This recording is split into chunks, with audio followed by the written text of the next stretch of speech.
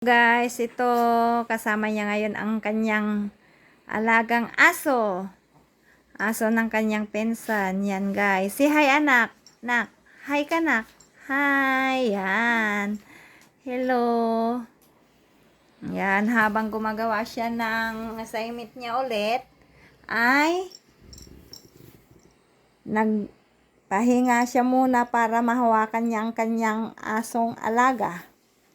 Alagang aso. Yan guys. Oh. Nak, mag-hi ka naman. Hi. Hi. Yan.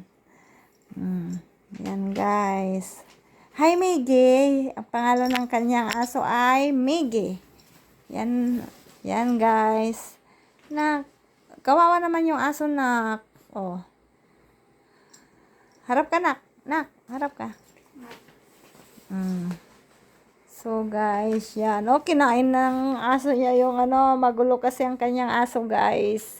Aso ng kanyang pinsan, kaso nga lang, inaalaga sa kanya guys kasi nag-aaral sila sa Baguio, kaya ay sa Dagupan yung lalaki, kaya yan, niwan sa kanya.